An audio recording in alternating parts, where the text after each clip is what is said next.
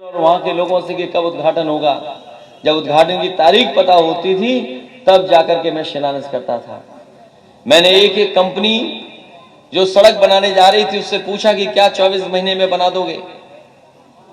सभी कंपनियों ने एक के बाद एक कहा कि हाँ हम बना देंगे 24 महीने में। और आपको याद होगा 21 नवंबर 2016 को 23 महीने में वो आगरा लखनऊ एक्सप्रेसवे 323 किलोमीटर का बन करके तैयार हो गया और जिसका शिलान्यास नेताजी ने किया था। 23 महीने में देश की सबसे जल्दी सड़क बनने वाली सड़क आगरा लखनऊ एक्सप्रेस हम लोगों ने बन के तैयार करा दी थी। और जब उद्घाटन हुआ तो पहली बार भारत देश में सुकोई मिराज सड़क पर उतारने का काम अगर किसी ने किया था तो नेताजी के सामने और समाजवादी पार्टी ने सुकोई और मिराज को सड़क पर उतारने का काम किया था। तब उद्घाटन हुआ था। ये बातें मैं इसलिए बता रहा हूं कि नेताजी ने बहुत बड़े बड़े काम किए हैं, बहुत बड़े बड़े फैसले लिए हैं, देश की राजनीति को मोड़ने का काम किया है। आज जो हम समाजवादी नारे लगा रहे हैं, ये जो समाजवादी आंदोलन हम तक और आप तक पहुंचा है, ये नेताजी की देन है। नेताजी ने समय समय पर समाज को जोड़ने का काम किया, भाईचारे की राजनीति की, सौहार्द की राजनीति की। और आप जानते होंगे जब मान्यवर काशीराम जी के साथ समझौता किया था तो बहुजन समाज पार्टी और समाजवादी पार्टी ने सरकार बना ली थी। एक ऐसा भी समय था जब दोनों दल एक साथ आ गए थे। दोनों दलों ने मिलकर के समाज में एक नई दिशा देने का काम किया था और उसके बाद सरकार बनाने का काम किया।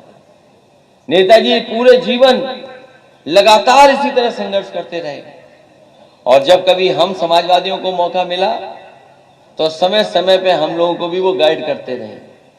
हमें याद है संघिसा की सड़कें बननी थी, कोई साथी समाज के तमाम समाज के लोग आए उनके पास, उन्होंने कहा कि संघिसा के आसपास की जो सड़कें हैं सबकी दुर्दशा है, सड़कें नई बनी हुई हैं और आपका क्षेत्र बगल में है और फरक्काबाद आपका जो जिला है वो लोहिया जी का क्षेत्र है। नेताजी ने मुझे बुलाया, उन्होंने कहा कि बताइए संघिसा जैसी जगह की सड़कें नहीं बनी है। उस समय जो नेताजी से लोग मिले थे मैनपुरी और फरक्काबाद के, उन्होंने जो जो सड़कें दी लिख करके आपको जानकारी होगी और खुशी इस बात की हुई कि संघिसा को जोड़ने वाली सब सड़कें हॉट मिक्स से बनाने का काम उस समय समाजवादी सरकार में हुआ था। बड़े बड़े काम किए समाजवादियों ने। जब हम लोग सरकार में थे लैपटॉप बांटा था, कंप्यूटर। ये नौजवान तो अभी हमारे के हाथ में मोबाइल है, उस समय इतने स्मार्टफोन नहीं थे, फोन भी इतने नहीं बिक पा रहे थे। उस समय लैपटॉप अगर किसी ने बांटा सबसे ज्यादा तो समाजवादियों ने बांट करके दिखाया था। और उस समय जिनको मिला होगा लैपटॉप कंप्यूटर वो आज भी चल रहा होगा और जब भी उसको आप चलाते होंगे तो नेताजी उसमें दिखाई देते होंगे और कोई दूसरा नहीं दिखाई देता होगा। बताओ दिखाई देता कि नहीं दिखाई देता? ये नौजवान लगता हमें खुश करने के लिए कह रहे हाँ हमें लैपटॉप मिला था। ये सही बताओ, अभी जो मिला जिनको मिला वो चल रहा कि नहीं चल रहा? और नहीं मानते पत्रकार अगर साथी कह रहे हैं तो ठीक कह रहे हैं ना। जिनको मिला होगा, किनको मिला है छत पे देखो बेटी उसको मिला। चलने पर नेताजी की तस्वीर आती कि नहीं आती है? और ये जो पुलिस वाले खड़े इनके घर परिवार में भी मिला हुआ, इसलिए इनसे घबराने की जरूरत नहीं है। और नहीं मानते जब हम भाषण देके चले जाएं तो चुपचाप इनसे पूछ लेना। और ये जिनकी हंसी तो ये बता रही कि ये भी समाजवादी पार्टी को वोट डालने जा रहे हैं। अब कितना भी चेहरा छिपाओगे नहीं छिपा पाओगे, हंसी तो आ ही जाएगी। तो समाजवादी ने कोई थोड़े बहुत काम नहीं किए हैं। ये जो एम्बुलेंस है, जब समाजवादी सरकार थी तो फोन मिलाते थे, एम्बुलेंस आपकी आ जाती थी। अब फोन मिलाते रहो, एम्बुलेंस आएगी कि नहीं आएगी इसका कोई भरोसा नहीं है। और ये एम्बुलेंस इसलिए नेताजी और समाजवादी ने शुरू की थी जिससे कि हमारे गरीबों को अगर कभी अस्पताल जाने की जरूरत पड़ जाए, उन्हें अस्पताल जाना हो, और खासकर गर्भवती जो महिलाएं थीं, कभी भी उनको परेशानी आ जाए तो वो फोन मिलाती थी, एम्बुलेंस पहुंच जाती थी, और हमारी गर्भवती महिलाओं के लिए फ्री थी अस्पताल, और अस्पताल से वापस लाने कोई पैसा नहीं लगता था। इस सरकार ने एम्बुलेंस बर्बाद कर दी। 100 नंबर गाड़ी शुरू की थी पुलिस के लिए, जिससे पुलिस समय पर पहुंच जाए अगर कहीं कोई घटना हो जाए। हमारे गरीब को, किसान को, खेत में अगर वो काम कर रहा है, कोई गरीब है, वो थाने उसको न जाना पड़े, इसलिए 100 नंबर की व्यवस्था शुरू की थी। और ये 100 नंबर हम लोग अमेरिका से लेकर के आए थे।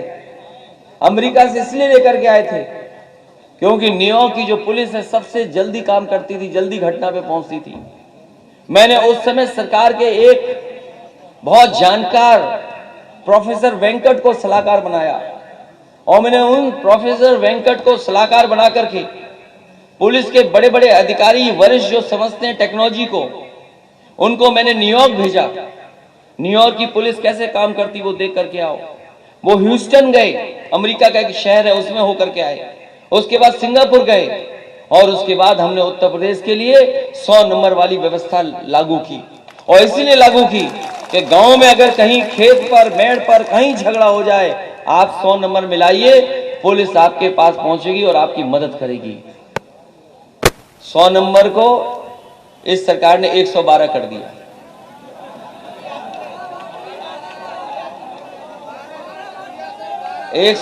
कर दिया। हमारे मुख्यमंत्री इतनी ही फिजिक्स जानते हैं। अभी वो फिजिक्स पढ़ा रहे थे कुछ दिन पहले, जब हम लोगों ने पेंडुलम बता दिया कि पेंडुलम क्या होता है, तो उसके बाद वो पेंडुलम भूल गए। और आप सच बताना, आप जब से 100 से 112 हो गया, तब से बताओ अधिकारियों ने अपना रेट बढ़ा लिया कि नहीं बढ़ा लिया? इनकी बात नहीं कर रही है, तो जवान, इनके हाथ में कुछ भी नहीं है, इनकी मजबूरी है, क्या करेंगे, नौकरी कर रहे हैं। और इनके पुलिस के अधिकारियों से पूछना जो बड़े बड़े दिखाई देते होंगे कि बताओ ये 100 नंबर 112 खराब कर दी कि नहीं कर दी, पुलिस को कबाड़ा कर दिया कि नहीं कर दिया।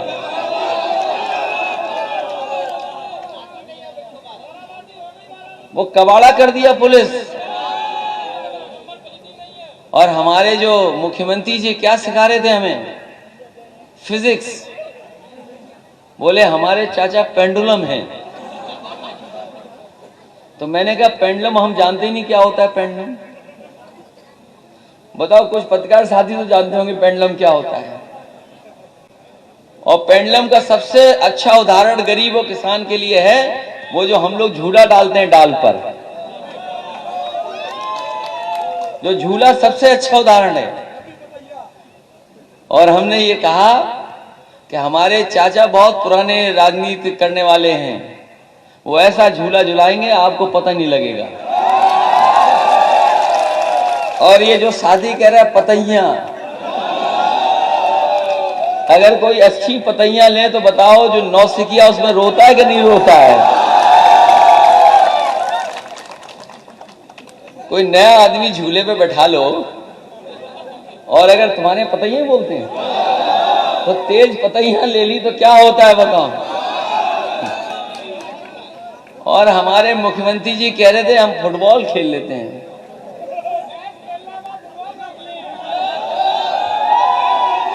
हमारे मुख्यमंत्री जी कह रहे हैं कि हम क्या फुटबॉल खेल लेते हैं।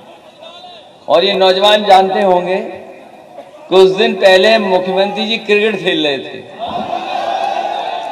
उनका बल्ला कहीं घूम रहा था, बॉल कहीं जा रही थी।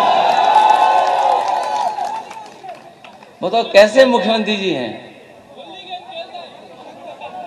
अभी समाजवाद सिखा के गए मुख्यमंत्री जी कल मैनपुरी में। समाजवाद, बोले समाजवाद क्या है? हमने उनका पहला विधान परिषद में भाषण सुना था।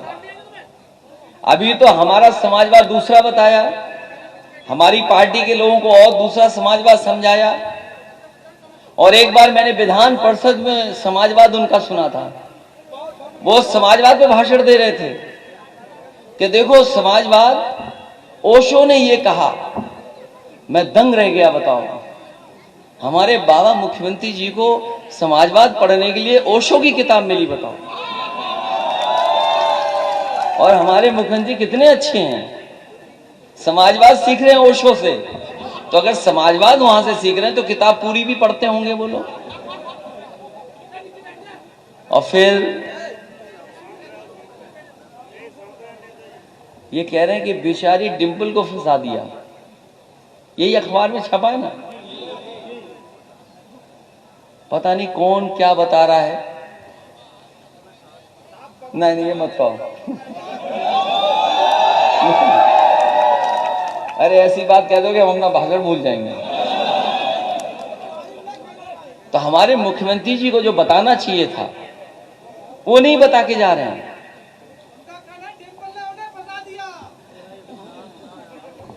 वो जो उन्हें बात बतानी चाहिए वो नहीं बता के जा रहे हैं। बताओ, 2 बार मुख्यमंत्री जी आए, न जाने कितनी बार डिप्टी सीएम आए, क्या उन्होंने ये बताया कि किसानों को डीएपी कितने में मिल रही है? बताओ हमारे किसान भाइयों, खाद और डीएपी की हालत क्या है? क्या आपको मिल पाई? और अगर आप डीएपी लेने गए होगे तो बताओ उसमें 5 किलो की चोरी हो रही है कि नहीं हो रही? और संग में आपको एक और बोतल और खरीदनी पड़ रही। बताओ, अभी तक कभी किसी ने डीएपी के संग बोतल खरीदी?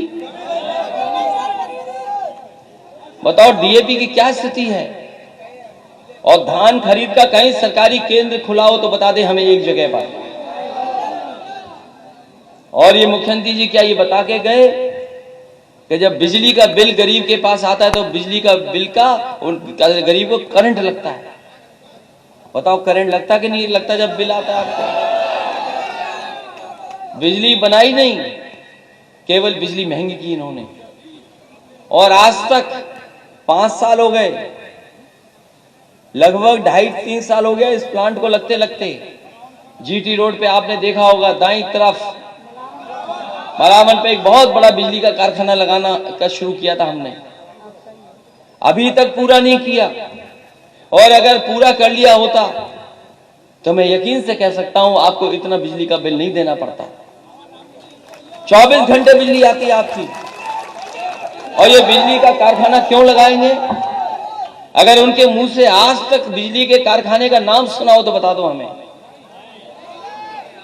आज तक बिजली के कारखाने का नाम सुना हो तो बता दो। ये जो अधिकारी लोग कभी कभी लाठी घुमाते हैं सरकार के कहने से, ये बता दें और कभी नाम सुना हो तो। बिजली तो आप भी इस्तेमाल करते होगे। बताओ 3x660 super critical thermal plant, कभी बिजली के कारखाने का नाम लिया हो तो बता दो।